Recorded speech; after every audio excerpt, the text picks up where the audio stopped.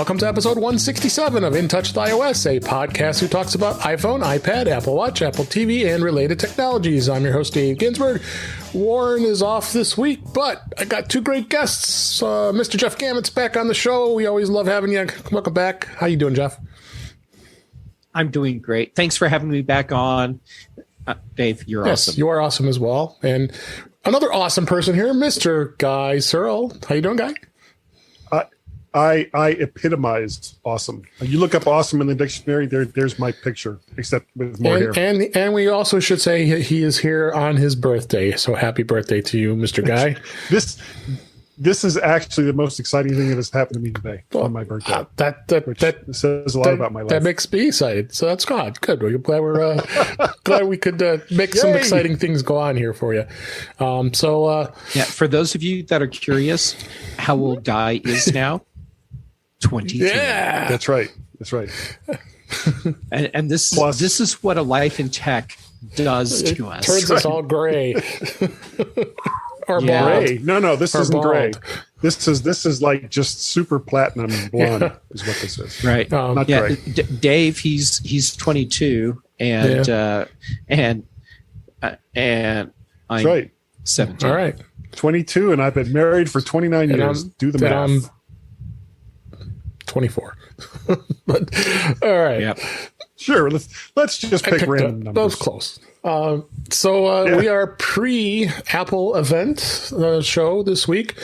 You had the pleasure of having two shows this week. Earlier this last weekend, I had a great sit down with Mr. Mike Potter from Mac Stock, and got to visit with him and listen to the previous episode. So you got two, not one, but two episodes this week, and 2 weeks away from Mac Stock. 2 weeks away from Mac Stock. We'll talk about Mac Stock here more or less and a little later in the show, but why not? Let's dive into the news here, and we'll definitely be talking about our predictions of what's going to be announced next Tuesday as we record this. But speaking of that, let's talk about Apple. Apple did no, this is the wrong article. I can't believe I messed up. I'm going to throw myself off here. Let's go back this way. This is the one I want to start off with. You're just so excited about Guy's birthday. I did get excited. Sidetracked. So we haven't talked a lot about this because it's just, it can get kind of political, I guess, really good it is. But the child exploitation topic, Apple has delayed its criticized plan to scan iPhones and for child exploitation images. This was in CNBC. After objections about privacy rights, Apple said Friday that it will delay its plan to scan users' photo libraries and images of child exploitations. You know, Apple's doing a lot of publicity saying they were going to do this, a lot of interviews, we did all that, blah, blah, blah. You've heard it all. It's old stuff here, the CSAB, I guess it's the acronym, child sexual abuse material. The company said in a statement that they are going to be backing off for now based on feedback from customers, advocacy groups, researchers, and others. We have decided to take additional time over the coming months to collect input and make improvements before releasing these critically important child safety features. Well, what do you think, Guy? How can they improve on something that most people don't really understand in the first place? You know, I mean, the process of what it is they're going to do is relatively simple. They're going to scan images for hashes that match known exploitation pictures, and I'm not really sure what else they could do to explain it better. I'm not sure either. I mean, okay. Apple, you decided to set this aside for a while. Period. How are they going to hone it? What is there to hone? Good question. This isn't about honing. No. It's management. Exactly. Of a message.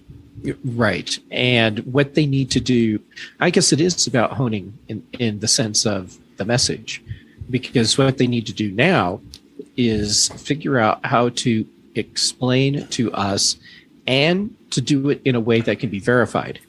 Yeah. that this isn't something that government agencies can exploit, because that's a big to the concern. best of our knowledge, because we don't really know how this could be exploited in the future. But with the way that Apple has currently explained it, no, there's really nothing there for a government to latch onto, because those hashes are only good for those known images.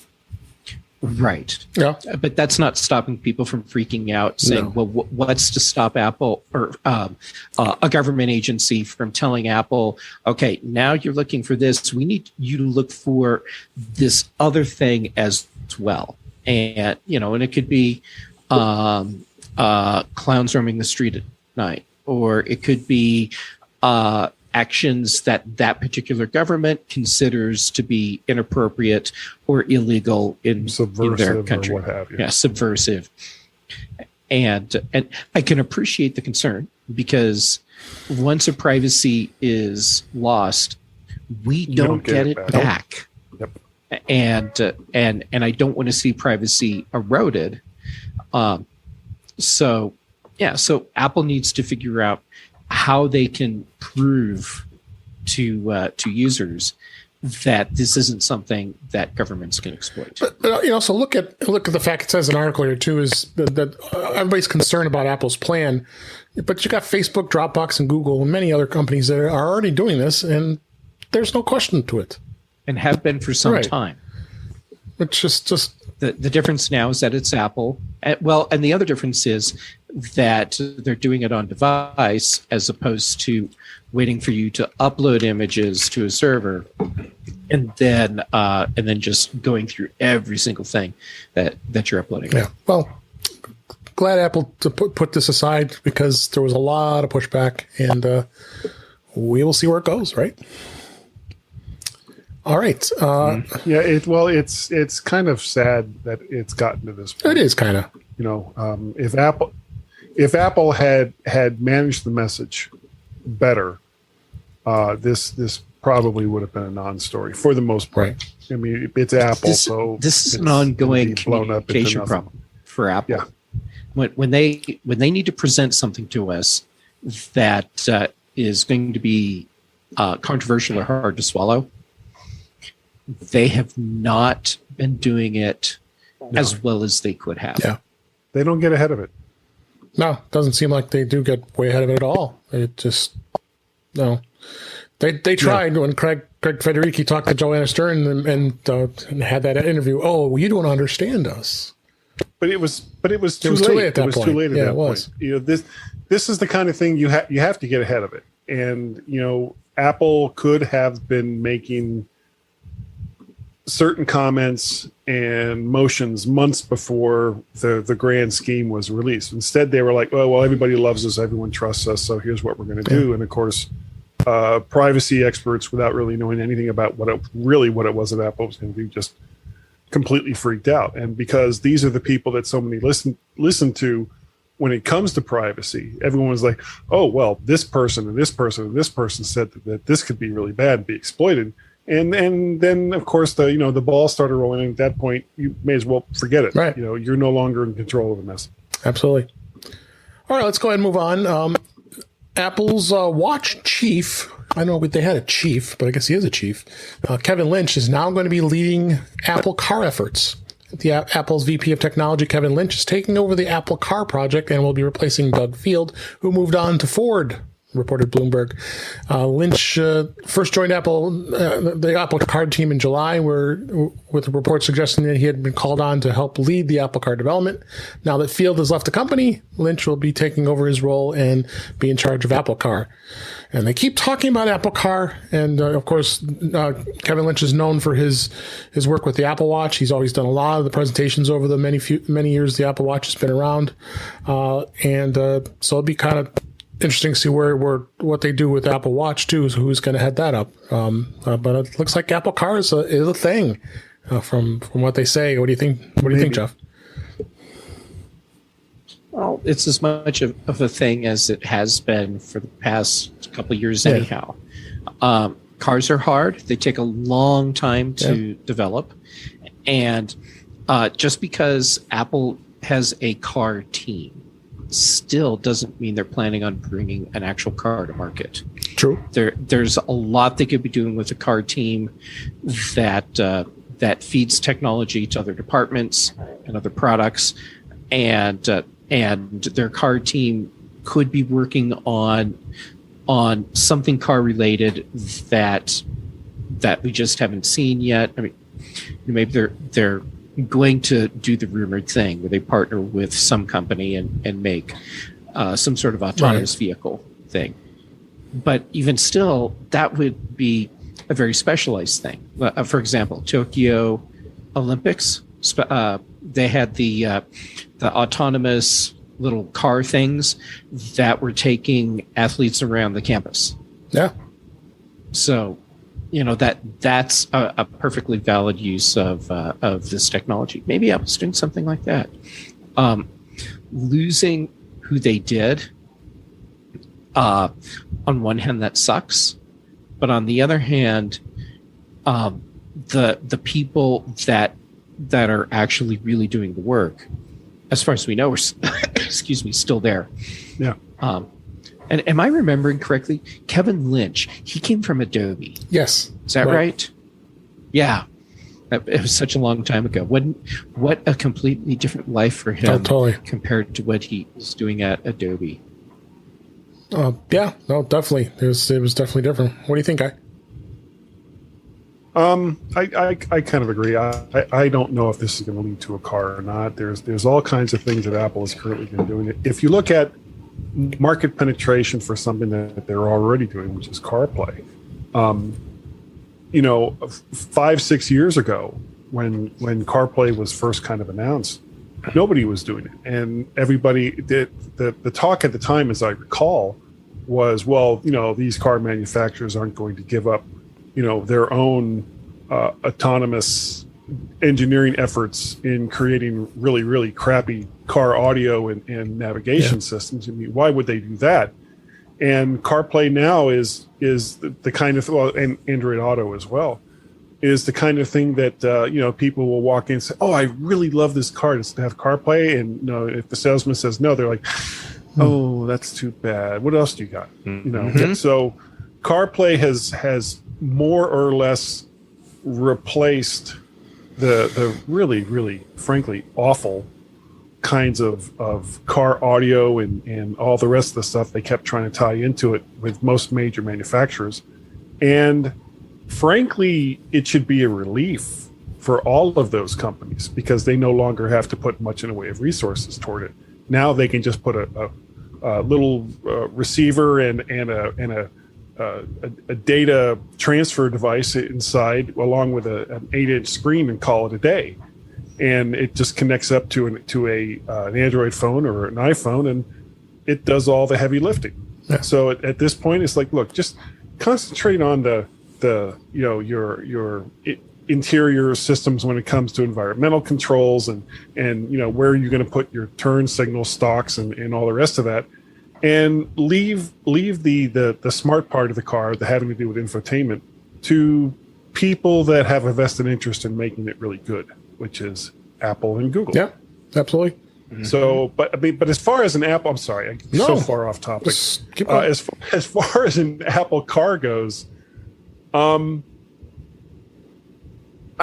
just can't see any of the major manufacturers of cars teaming up with Apple, because Apple is such a strong presence in any market that they go into that it almost becomes almost a reverse takeover. I think back to when Disney buys Pixar, and within 6 months, all of the Disney execs are out and all the Pixar execs are in their place. So basically, Pixar bought themselves, took all of the execs out of Disney, and it was like a really quiet coup that happened. Yeah. And this is the kind of thing that isn't lost on other companies in other parts of technology. So would Ford or GM be willing to bring Apple in as a partner to actually manufacture a car. The only company that I could think of, at least here in the U.S., that would be desperate enough to do something like that would be like Fiat Chrysler. Yeah. And I haven't heard anything along those lines. I mean, the thing is, Apple. But all it takes is that one desperate car maker for this to take off. I mean, all Apple needed was one cell provider for the iPhone to take hold. Yeah. And all Intel needed was one company that desperately needed a new I/O port, and all of a sudden USB was on the iMac, and that took off too. You just need the one. But the thing is and a good idea. the thing is Apple looking to have someone partner with them to put this car out, or is Apple looking to do it themselves? I mean, that's where I just can't see how they could. I mean, they're not Tesla. I mean, Tesla, as many pundits have said, would be two good partners together. But you got Elon Musk, and that's all I have to say. I mean, it just isn't going to work. No, because Tesla has got so much similar technologies to what Apple wants to work with. But the funny thing is, you can't even use your iPhone in a Tesla vehicle. So it's never going to happen. So that's got to be. They have to be partnering with one of the big automakers to do this. So, well, if they were actually going to build a car, right. Yes, and chances are it would have to be a major manufacturer either in the U.S. or Europe. Right. I can't see Japanese car makers doing it. Chinese car makers might be interested, but they don't have the presence here in the United States or Europe to really make a push along those lines. So if it was going to be an automobile maker, it would have to be somebody either in the U.S. or Europe. And I haven't heard anything along those lines. Well, it's going to be interesting. We're on the sidelines. We'll be watching and we'll be reporting it. The next story here is on iMore. Microsoft Teams, we love Microsoft Teams, is getting Apple CarPlay support. Yeah. Mercifully. But it'll be audio only. Well, duh. I mean, I don't think you'd want to be doing video on your screen. Hey, what did you say? And then, guys, daily Teams. We can have a Teams call. Let me screen share my dashboard. Yeah. Let me share my screen. Microsoft Teams is getting support. Well, I gotta send a text to marketing here as I'm driving down 995. Hold on a second. So Microsoft Teams is getting support for Apple CarPlay this month, letting users join calls using Siri while on the road. I think this is a smart thing. They're bringing this month. So, and in fact, I had a friend on Facebook that sent to me.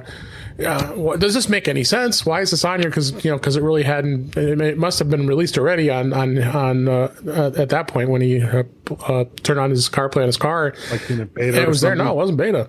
So it must be out already. So, really? But I've attended. I work for a corporation, so we use Teams all the time. I live in Teams for work, and.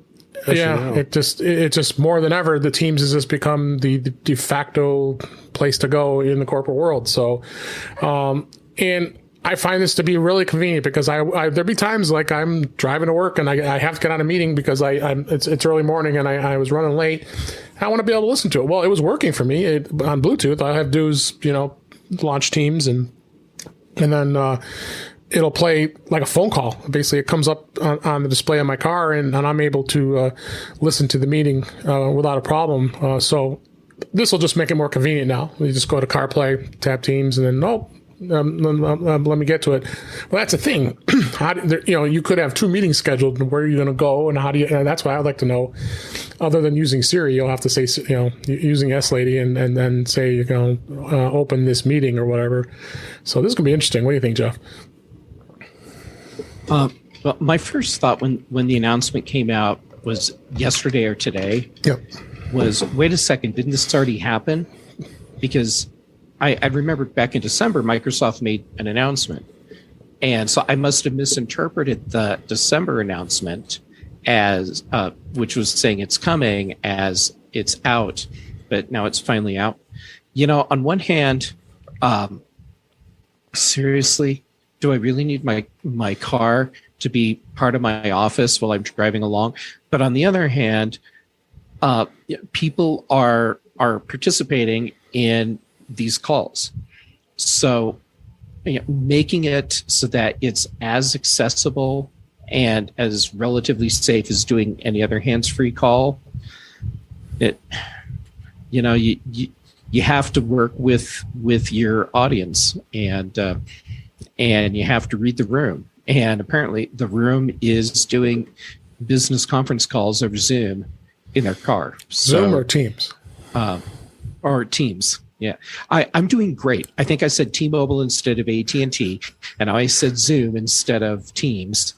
I can't wait to see which company I say wrong next. What do you think? I'm sure you'll be fine. What do you think, Guy? Jeff. Yeah. Well, I'm probably a bad example because I actually do a You podcast do. in my You're car doing a while more driving to distracting work. Guy's Daily Drive.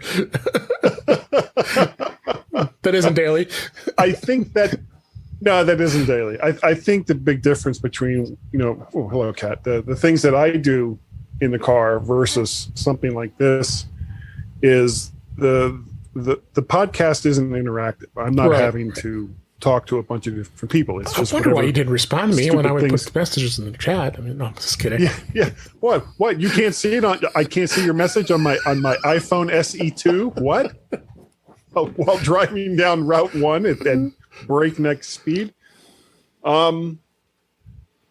There are an awful lot of really bad drivers out there, and they really, really need to pay attention to what it is that they're doing as far as driving goes, and not be arguing with someone from logistics or marketing over some little salient point that they're trying to make. It's like, look, if you want to be in a Zoom call, wait till you get to the office.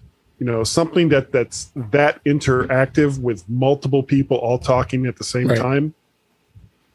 That just does not seem like a good idea to me. Agree. That's a good point. Yep. And yet at the same time, I get why Microsoft is playing to their audience. Yeah. All right. That's some of the news stories we had for this week. Moving on to topics. Beta this week. Beta is still in beta 8, iOS 15, and iPad OS 15. And beta, it's the 7th beta for the public beta testers still. But I'm kind of smelling that we're going to be seeing a release candidates pretty soon here, if not as soon as Monday, because they did it last year. And notice, if we remember correctly, they had a release candidate, and then they said, oh, well, then we're going to have the Gold Master and the final version within 2 days. So I'm kind of just before an event. Yeah, because that's what they did last year, if I remember correctly. That they had a release candidate and a Gold Master and final version like within that whole week after the announcement. So it looks like, I bit the bullet. I decided to put it on my iPad, my M1 iPad, the iPad OS 15 because I want to do it a little earlier so I can start playing with it, because that's the hard thing, with us always talking about it, and especially me, if you don't play with it all the time, you don't know it very well, and then you got a lot of catching up to do. I got a test device, but you don't use that test device every day. That's what I think. I don't know what you guys think. I think it's going to definitely be out next week sometime. At least iOS 15 will be, and iPad OS. Any thoughts? I think it's very likely. I think also that this is another case of Apple not listening to developers because when they did this last year, it was like, and here's iOS 15, here's our final announcement about it, and it's available tomorrow. And that was like the scene in the movie where the needle gets struck across the record for all the developers. And they were really pissed off. And I can appreciate that because Apple had never done that before. So this year we're seeing a lot of developers scramble for that just in case. And I just have a feeling the developers that are scrambling this week are the ones that next week are going to be really glad that they did. Yeah. Yep, absolutely. And we'll see.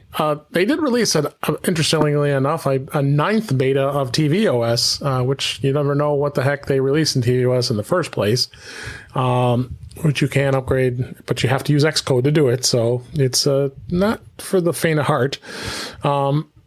They are saying things are going to come to the tvOS operating system will be SharePlay, which is going to be delayed anyway. And then a FaceTime feature lets multiple users watch TV. That's what the SharePlay is, sort of. Yeah. But that's going to be delayed. So there'll be some enhancements to tvOS, but nothing else worth screaming about here.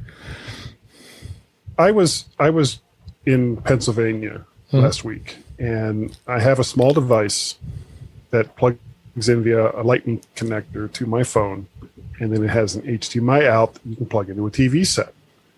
And I decided I wanted to watch, I think it was the second Spider-Man movie, or something along those lines. And I couldn't get it to play. I kept getting this message, you're not allowed to play this content through this device. It was like, I'm not broadcasting it anywhere. All I want to do is just watch it on a bigger screen. And I can do that with an Apple TV. Why can't I do it through this little thing on my phone? And when you were talking about the media share, as I understand the way it works, every single person that is doing this has to have a legal copy of whatever that media is. Whereas when they first talked about it, it was more like, okay, I have bought this movie, or I have rented this movie, or whatever it is, and I'm going to invite 5 people or 5 different households across the United States to watch this movie with me, and they won't have to buy it. And it's like, oh, well, there was some pushback on that.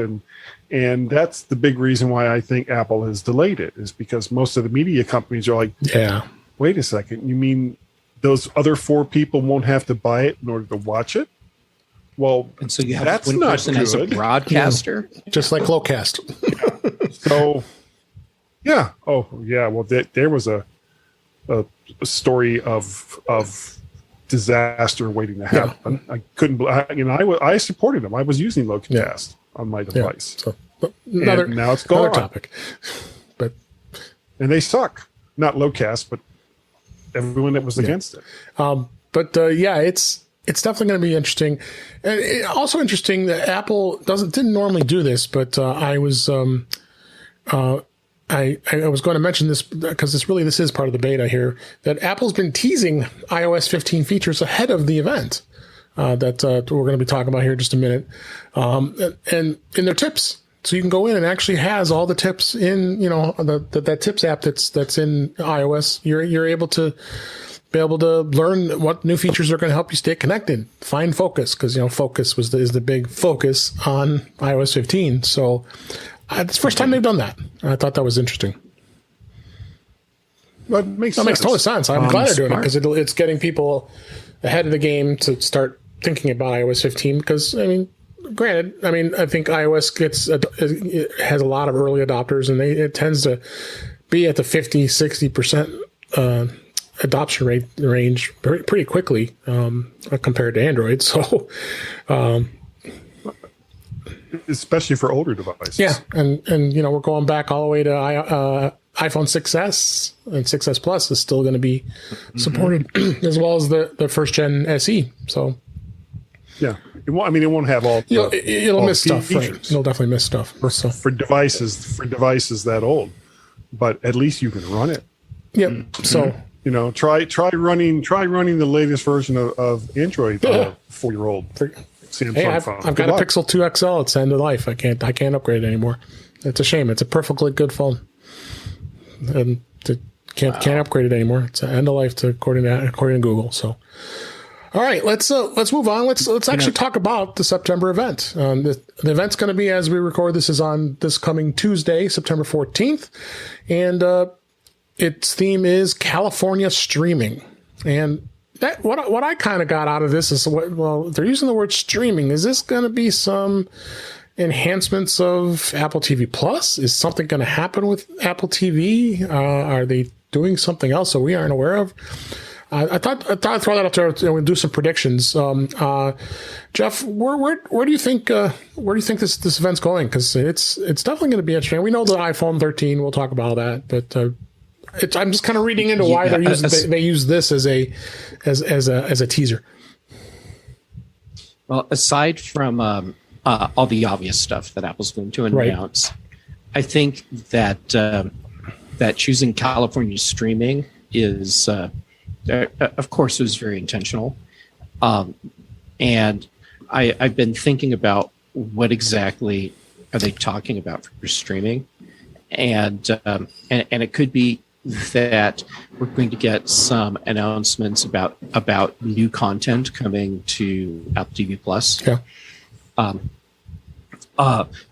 It could also be that Apple is going to have some sort of platform that makes it easier for iPhone owners to stream content themselves. Yep. So, like YouTube kind of thing. I didn't think of that. Yeah, and see that's where I'm having trouble figuring out where they would go with that. Is this something where they partner with YouTube or Twitch or Snapchat, something like that? It wouldn't be YouTube. No, not that they're owned by Google. But still, or okay, so Vimeo, something like that, or are they going to try launching their own streaming content service? Which would be kind of a big surprise, but at the same time, it does fit with the theme that they're giving us, and it's not like iPhones and iPads and Macs don't have everything built in already that you need to be able to just stream content. Yeah, for sure. Would it have to? And does it necessarily have to involve video? This could be. Because they made some moves. They made some moves earlier in the year in regards to podcasting. So maybe it's an audio service. Sure. Yeah, where totally possible. You could include. I would pay another $5 to probably $10 a month to be able to host on Apple servers instead of the particular platform that I'm on right now, and have that be part of the Apple Plus subscription service that they currently have. And if that also included video, it'd be like, oh, that's a bonus. And if you think about it, one of the problems that Apple has right now with the Apple TV is the lack of content, because they don't show movies going back 30, 40, 50 years. It's all brand new stuff that's been generated for the Apple TV. So by adding an audio or a video component to Apple TV, this gives them a crap ton of content almost right at within 6 months. That would be huge. I didn't even think about that. Yeah. Yeah. So my idea could be totally crackpot, but it's just been bouncing around in my head ever since that announcement came I've been out. thinking too. Just using that theme, streaming, something is up their sleeves that it's throwing everybody off, because, like you said, the obvious stuff, which we'll talk about here in a sec, but there's going to be something. It just doesn't fit. But iPhone 13 doesn't fit. New watch doesn't fit. Even new AirPods or new iPads. None of that fits with the theme of Apple streaming or California streaming. Neither does AR. Right. AR was another one that they're talking about, some enhancements that's going to be coming. So that's what makes it fun. At least we have something to think about, because it's always these events. We come up to it when, of course, all of us cover it, and you always go into that event, and we do some of us do a reaction time event, and and we're always never surprised because they got that came. Oh yeah, I knew that already. Yeah. But I can't see them not releasing a new iPhone. It's always consistent every year, so I'm pretty confident we're gonna see the iPhone 13.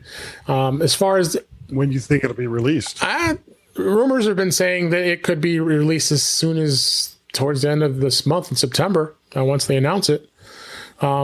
But some of the rumors that they've been saying, of course, we did talk about this in the previous show about the satellite potential of the satellite connection with the iPhone. That could be a possibility. But obviously, they had to do something because we talked about the big giant antenna it needs, and so that's one of the rumors. Are they going to offer a bigger storage option, like 1 terabyte? That could be a possibility.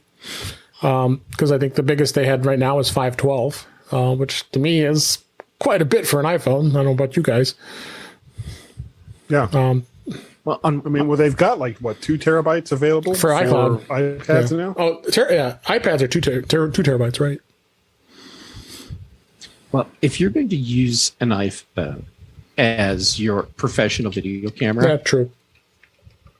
More storage is always better, especially if you're going to try and do video editing on it as well. And if you're doing anything that uses the multiple lenses to record simultaneously, big. If you're doing 2 lenses, okay, now you're doubling your storage for whatever it is you're recording. Yep. So, while having a terabyte seems crazy on an iPhone, at the same time, well, in certain situations, that could be really handy. Absolutely. Larger battery, that was always the complaint about the 12. Not a complaint for me, is the 12 Pro Max has a larger battery. So, but I'd be interested to see what they do in the other models, assuming they're going to go mini 13 Pro Max, like the 12 line is now. I don't think they're going to go mini. I think if they go with a smaller phone, it will be an SE3. Okay.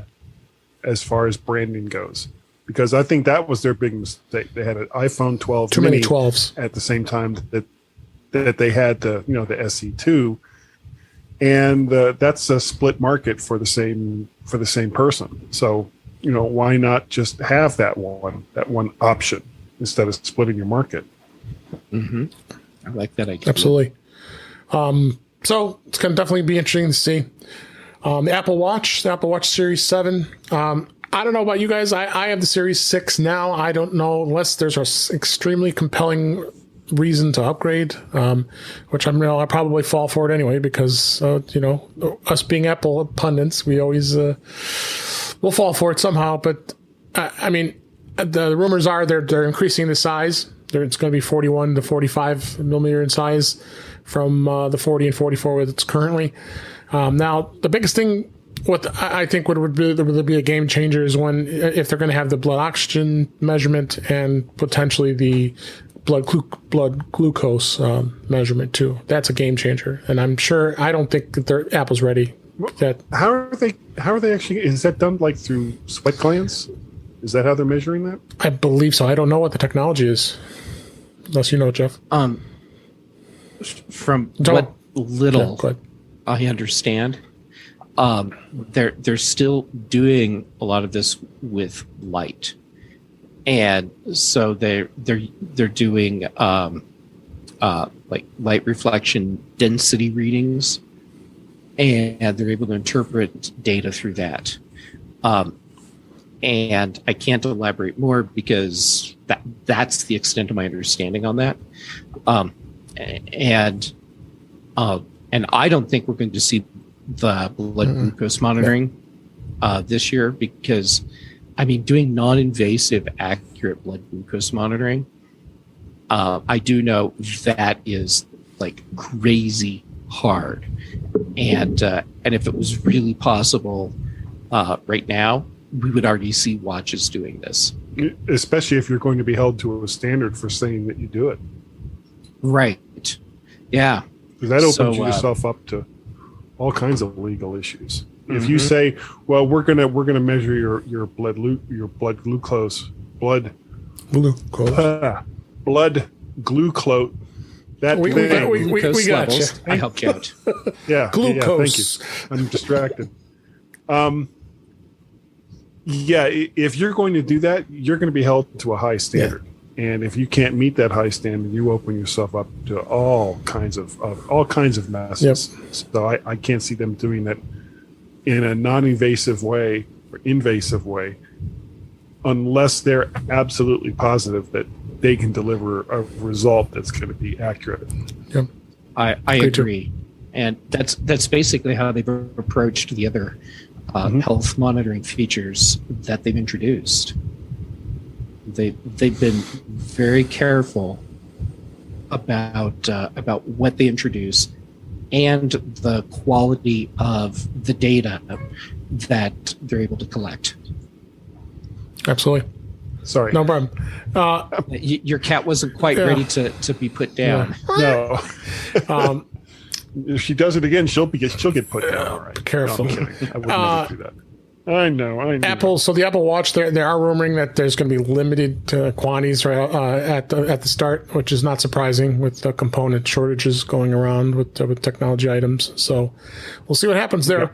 Yeah. And briefly, we'll talk about the iPad. They're rumoring an iPad Mini, a 6th gen, and the new the entry level iPad is overdue for upgrade too. They already noticing that stock is getting lower or not even available anymore for the 8th gen.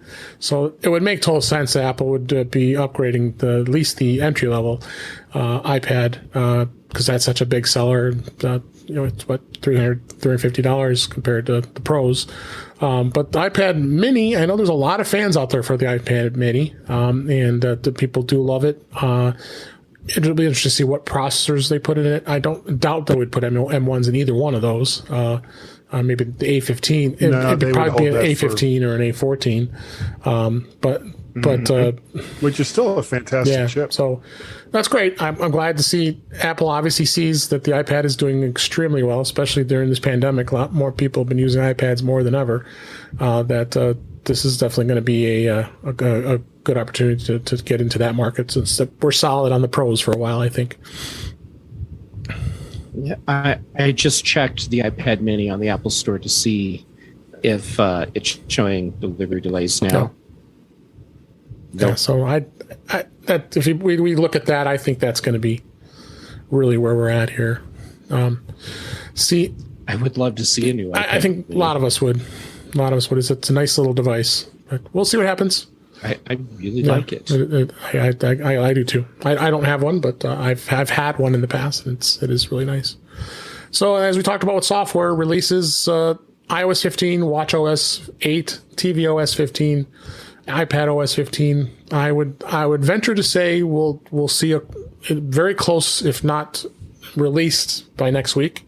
I just don't know for a fact if they would. I mean, Apple have surprised us. They like I said at the beginning, they would have a release candidate, Gold Master, and then final release within 3 days and drive developers absolutely crazy because they know they have to have all their apps ready to go when it's released. Mm-hmm. So, well, you can easily avoid that just by not releasing Gold Candidate. The one that's obviously going to be the final release until you get closer to the actual release date for the phone. Right. So that gives developers more time to get ready for it. Absolutely. And then I didn't mention the AirPods. AirPods Pro 3 has been rumored that would be coming out with a new model. I don't know if that's going to be the case or not. It's very, very possible. I don't know what you guys think. Yeah, maybe. It has been a while. The biggest problem is I don't know if a device like the AirPod is compelling enough for someone that has the 1st or 2nd gen to buy the 3rd gen, short of batteries starting to fade on it.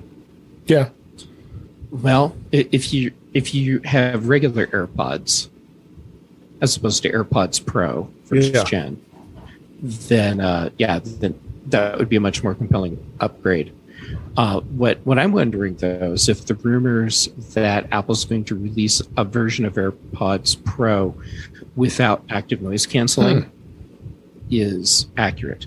Because what they could then do is start phasing out the standard AirPod design and have just the AirPod Pro design, and you have the AirPod Pro, and then you have the AirPod with the Pro design, but it just doesn't have all of the AirPod Pro features. So now you have your lower price point AirPods, and you standardized on a single design. I just Well, it'd make it easier to fill the stores. it definitely be interesting to see. I don't know if will they continue the AirPods. I would assume so, because that's going to be the low end. But people don't want to spend the big dollars on the AirPods Pro. So I would think that they would. Wouldn't the bigger question be, are they going to continue with Beats? Good question. You know, they've got the AirPod Max, Right, the AirPods. What is it they call AirPods the Max. over-ear one? AirPods Max. You got the AirPods Max. You got the AirPod Pro, and you got the AirPod. And there's no reason why they couldn't incorporate a whole bunch of the Beats stuff right into a new line of Apple branded headphones. The only thing that that Beats brings to the table now is brand recognition. True. And Apple has that pretty much beat also. No pun intended. I agree, and yet at the same time, I think Apple will keep the Beats brand around because it has its own brand recognition that's independent of what Apple's doing. So they could be releasing even the same products with different labels, and they're selling to two audiences, and there is an audience out there that will buy Beats all the time.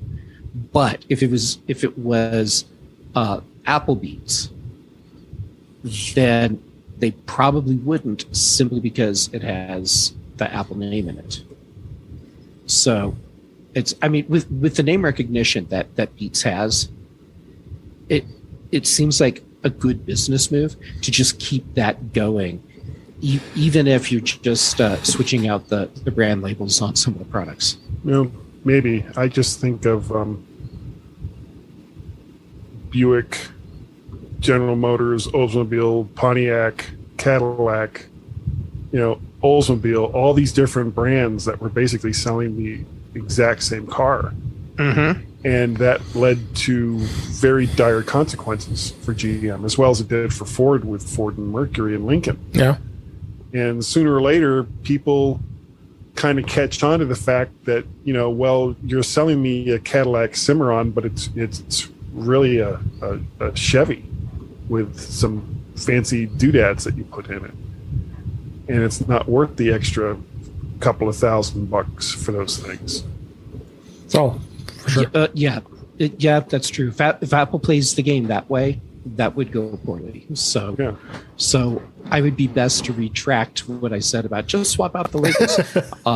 But I do see Apple doing something where they have a Beats designed product. Maybe it's like a much higher end, and that gets the Apple logo on it, and the other Beats stuff gets the Beats logo on it. Yeah, because most of the Beats stuff, what it's really known for is that heavy bass. Right. Mm-hmm. It's not, the so-called, I hate using this word, audiophiles, of which I'm not, because at 61 my hearing is, for crap now.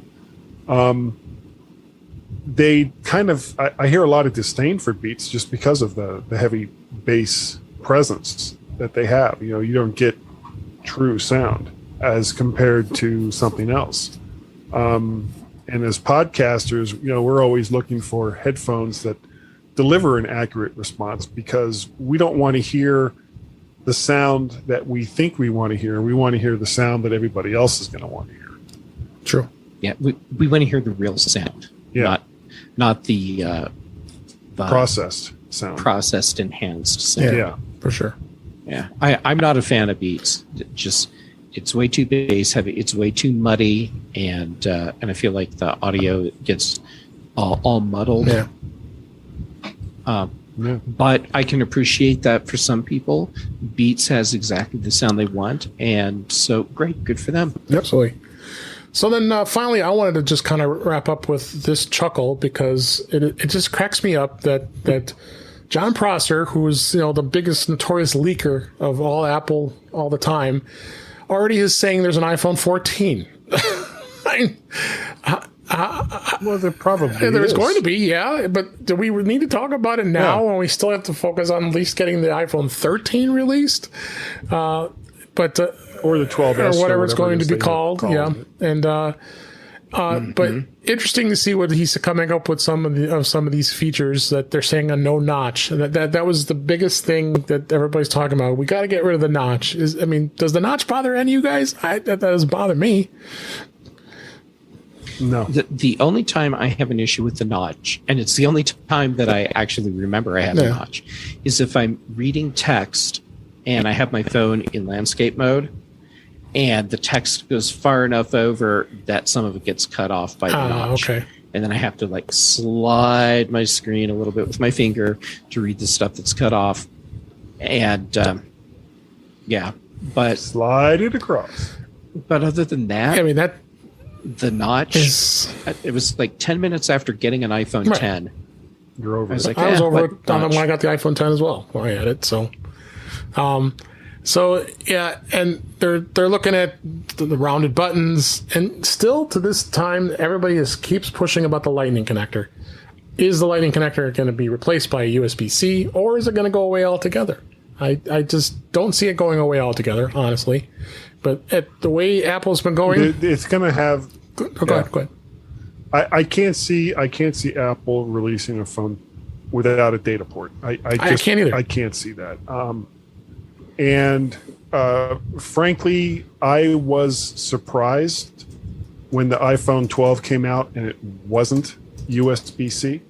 I think that at this point, USB-C is what is all of these devices are going to have, and all of the other less good connectors they're gonna go away. This is FireWire was a fine connector. It was the fastest thing that was available for a long, long time, but nobody wanted to use it. Everybody wanted to use USB. Right.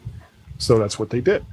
And we're now at the point where not only is USB-C the standard for everything that seems to be coming out these days, it is actually a better data and power connector. Right. So sure, let's go with that. And if some people, and I have my fair share of these as well. If some people have to replace their Lightning port connected devices, well, I'm sorry, but that's kind of how technology works. Sooner or later, I still remember when they went from the 30-pin to Lightning. All the people complaining about their those big adapters, remember? Their alarm clocks. The docks. And it's like, God, get over it. It wasn't going to last forever, and all of these connectors have a shelf life, and eventually USB-C will be replaced with something else, and it might not even be a connector. But that's so far ahead in the future that I'm not even thinking about it. USB-C is where everything is going, and I would be very, very surprised if the iPhone 13 and other mobile devices coming out going forward still use Lightning. I just don't see it happening. I carry two sets of dongles with me, the USB-C dongles and the Lightning dongles. Mm-hmm. And I'm actually at the point where it bothers me that I have to carry two sets of dongles. I already have all my USB-C dongles. Go ahead and kill Lightning on my iPhone for me, because it actually won't change anything except for the charger cord that I have in my car. And okay, so now I'll just have to buy a new cable for that. But for everything else, I've got it all in my bag already. Just let me carry one set of dongles for all my devices. I would love that. I agree. We're very far from being dongleless. Oh no. Yeah. Well, yeah. Being dongleless. Oh my what God. What a word. Dongleless. Dongleless. Running sans dongle is it's way off. Yeah. But since I need to have dongles for my Mac, for my iPad, and my iPhone, why not let me have the same dongles for all Just one. three? And right now, I have the same dongles for 2 devices and a separate set for my iPhone. Yeah. Well, maybe Apple will surprise us next week. So the event is next Tuesday, the 14th. We'll definitely have lots of extended coverage. Jeff will be back on the show next week to do a post-mortem, and we can talk about what was released and what was talked about. And we'll definitely be bringing you more stuff to talk about on the show. So let's go ahead and wrap things up for this week. That's a wrap for this week. Please send your comments, questions, and suggestions to our email address, feedback@intouchwithios.com. You can follow us on Twitter @intouchwithios. You can go to our YouTube page at youtube.com/DaveG65. You can subscribe in our favorite podcatcher, your favorite podcatcher, including Apple Podcasts and many others. But just go to our website, intouchwithios.com, where all the links to all the ways to listen to us are there. I am Dave Ginsburg, and you can find me on Twitter @DaveG65. And Guy, Serle, where can people find you? Thanks so much for being here as well. Oh, you're very, very welcome. Always a good time. You can find me on the Twitters. I am Mac Parrot and VertShark, as well as my website, vertshark.com. You can contact me through our Skype number, which is area code 703-436-9501. You can also, let's see, there is the YouTube channel is VertShark. Just go in, type in VertShark, like, share, subscribe, do all the things you want to do. It's very, very easy. And of course, the MyMac.com podcast and Guy's Daily Drive are the other 2 weird things that I do. All right. Thanks again for being here. Jeff, thanks as always for being here. And where can people find you? Well, thanks for having me again. It's always loads of fun. And people can find me on Twitter and Instagram, jgamet, both places. On my YouTube channel, youtube.com/jgamet. Tuesdays on Mac Voices Live. Thursdays on The Big Show. Fridays on The Mac Show. Quite often here. And I get around. Google me. I'm easy to find. No, thanks again. Really appreciate it. Appreciate you both being here. And that's a wrap. I hope you enjoyed the show. We enjoyed doing it, and looking forward to the big event for next week. Until then, thanks for listening.